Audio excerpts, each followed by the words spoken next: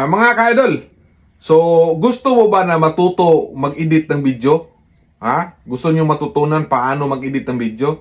So tingnan po nyo mga ka-idol sa aking likod. So inedit ko lang po dito mga ka-idol. Dito lang po sa loob ng aking kwarto. So kung gusto kang matuto mga ka-idol, kung di mo pa alam, itong video na to ay para sa iyo po to mga ka-idol. So sundan po ninyo ang aking video mga ka-idol mula sa pag-umpisa hanggang sa pagtapos para matutunan po ninyo kung paano tayo mag-edit ng video. Na kahit mag-isa lang tayo, pwede na maggawa tayo na tatlo tayo. Tingnan nyo na po sa aking likod mga ka-idol. Habang kumakanta si Bossing, nandun si Buknoy, nagpasayaw-sayaw. Nagpakita siyang abs mga ka-idol. So, kung gusto nyo matutunan, samahan nyo mga ka-idol. Tara, pasok na po sa CapCut. Po tayo dito sa CapCut, click natin. Patapos new project. At dito mga ka-idol, maghanap po na tayo ng dito, i-clear din itong picture kasi kailangan po natin mga ka-idol, kailangan po natin nalagyan ng unang size kasi yun ang susundan sa mga video mga ka-idol. So yung gamit natin na ratio is 4:3. So ipindutin natin yung plus. So i-add na po natin tong ating video ginawa mga ka-idol. Yung ginawa natin video. So ito na. So add. So pagka na-add ng mga ka-idol, so ito na po yung ating ginagawang video. So i-precise natin, click natin, highlight, at hanapin natin yung transform. Click natin transform at precise at piliin natin ng 4:3. So ito na po yung mga ka-idol, 4:3. So ito na pong size ng ating gamitin mga ka-idol sa ating pag-edit sa ating video.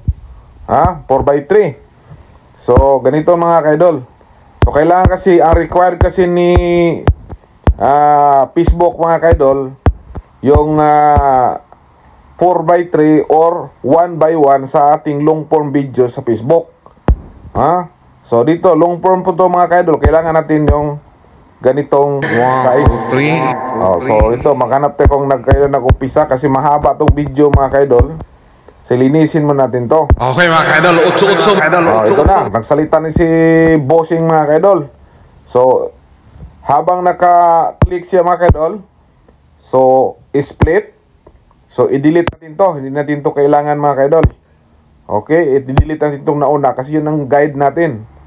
So may guide na tayo. So ito na. So dito mga ka-idol, di natin to pahabain mga ka-idol para masyadong mahaba yung ating video. So ganito lang po. So habang kumakanta dyan, so putulin natin dito. Ito, i-split. I-split natin mga ka-idol. Okay, habang naka-highlight siya, hanapin natin yung kadugtong. So kailangan mga ka-idol yung gamitin natin na camera nito mga ka-idol, yung naka-steady yung ating naka-steady yung ating camera. Gamit tayo og tripod stand. Kailangan po siya naka-steady at yung unang video mo, kay isang video lang to mga ka-idol, putulin lang natin. So kailangan lang po natin mga ka-idol na hindi siya malipat kung natin mga ka-idol. So dito na, sumayaw na si Buknoy mga ka-idol. So dito natin to putulin, split at i-delete ito sa gitna. Hindi natin to kailangan mga ka-idol. So ito na, nagdugtong na. Ito si Bossing, ito si Buknoy. So ang gagawin natin to mga ka-idol, i-click to natin isa, yung second clip natin, at hanapin natin dito po si overlay. Ito, pindutin natin overlay. Habang nababa na siya, i-long press natin at i-drag natin dito sa dulo mga ka-idol. So bagi dalawang first clip and second clip mga ka-idol. Ito na. So nakita natin dito si Bossing, hindi na nakita natin mga ka-idol, si Buknoy na lang. So ang gagawin natin, dito putulin muna natin mga ka-idol, ipantay natin si Buknoy at si Bossing. So highlight, split, delete. So dito kailangan yung dulo para hindi masyadong I-click. So, ang gagawin natin mga ka-idol, para makita natin si Bossing, i-click natin si Buknoy, mag-highlight siya, at hanapin naman natin uli si Mas. Ito, Mas. Tapos, piliin natin yung horizontal mga ka-idol. Okay? So, pagkatapos ng horizontal, dito, i-click natin to mga ka-idol, dito, adjustment niya. So, pindutin natin yung rotate. Para hindi na tayo magnasakado. So, dito lang gagawin mga ka-idol. Ganito lang. I-press lang niyo mga ka-idol. Pause mo.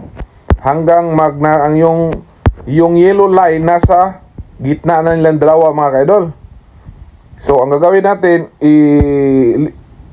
urog na to konti yung dito. Para hindi maputol si Bossing. Ganito. So, may adjustment pa tayong gagawin mga ka-idol. So, pagkatapos, pindutin natin si feeder. At i-adjust lang tayo ng kunti mga ka-idol. Para mawagtang yung line mga ka-idol. So, check mark. So, hindi siya nagpantay mga ka-idol. Balik tayo. Parang makita yung line sa join mga ka-idol. So, balik tayo dito sa mas. Balik tayo dito sa mas. At itong lato-lato mga ka-idol, pwede ito hilain naman ng konti. Para mawala yung join niya mga ka-idol.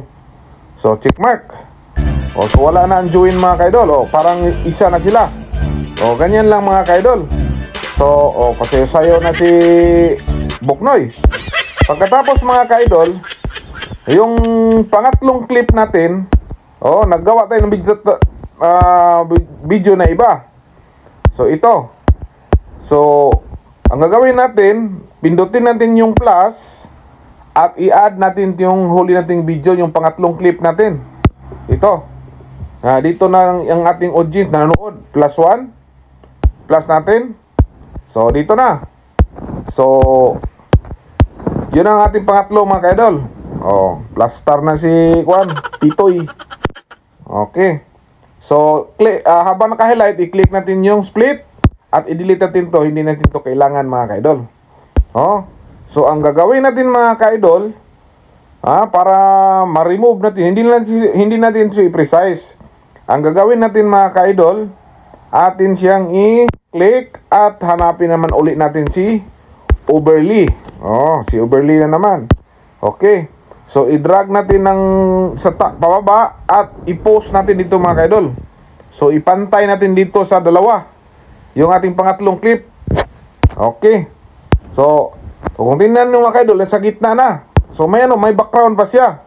So, ang gagawin natin mga ka-idol, i-click natin uli, highlight, at hanapin natin to si remove PG. At piliin natin si chroma key. Ito, chroma key. At itong bilog na puti na sa gitna, i-drag natin dito para okay. Nakuha ng yellow mga ka-idol. So, kitong ito lato, adjustment to niya mga ka-idol. Para maklaro yung ni Buknoy mga ka-idol. Okay, so, check mark. So, may shadow pa siya nga kaunti mga ka-idol. So, may gagawin pa tayo. Kaya may shadow siya mga ka-idol. Dito, click sa baba. At dito tayo sa adjust. Click natin yung adjust. Pag click natin sa adjust mga ka-idol, kung makita to ninyo, may brightness. So, i-click natin yung brightness. At yung itong lato, i-drag natin ng konti. Lagyan natin, lang. Hindi siya... Okay. Parang nag-shadow pa rin siya mga ka-idol. So, diretso tayo dito sa HSL. I-click natin siya. At pindutin natin yung yellow. At itong lato-lato mga ka-idol, i-drag natin dito sa left side. Itong dalawa. At yung isa dito. Para mawala na yung yellow na shadow. So, nara, check mark. So, okay na mga ka-idol. Naka-check na. So, ang gagawin natin mga ka-idol, yung audience natin, ilagay natin dito sa gilid. Pero may pa siya mga ka-idol. Tingnan nyo, may pa siya, may kasama pa. So, ang gagawin natin itong mga ka-idol, para matanggal natin kasi may hindi ako, yung yung yellow lang. So, may kasama pa siya. So, hindi siya talaga na kuha yung kaniyang background. So, ang gagawin natin mga ka-idol, balik tayo dito hanapin natin si mas. O dito tis mas. At pindutin natin ditong rectangle mga kaidol. So itong rectangle, ito lagay ito sa gitna. At itong lato-lato sa gilid na itong tatlong puti, yun ang adjustment niya mga kaidol. So adjust natin. I-adjust natin mga kaidol. So itama-tama natin na mapasok dito si Buknoy Bisikan. Okay. Okay, pasok na siya mga kaidol. So check mark. So nawala na yung niya mga kaidol. Nawala na yung kasama niya. So ang gagawin natin mga kaidol, habang naka-highlight siya, ilagay natin siya dito, papuin natin dito. Siyang nanonood, siyang audience ni Bossing dito at ni Kuan. Pwede nito palakihin, pwede palaitin. So depende lang yung mga kaidol. Parang ano na sila. Parang maliit man itong audience ni mga kaidol, palakihin natin. Okay na. So dito. So pagkatapos kung i-play natin mga kaidol, Ay bayani ang bayani. Okay? okay? So ganyan po yung video na aking nakita diyan. Nakita po ninyo diyan sa likod ng aking video na habang nagsalita ako. So ganito lang po ang pag-edit mga kaidol. So pagkatapos nun, okay na siya. So at putulin natin mga kaidol na magpantay yung tatlong clip. Ito. So para magpantay yung tatlong clip, i-click natin uli, i-split, ito, i-delete. So, nawala si Buknoy Bisikan. So, ibig sabihin, hindi pantay. So, kunting kimbot lang ito mga kaidol para, ayun. Nawala din yung isa. So, i-highlight lang, kunting kimbot mga kaidol.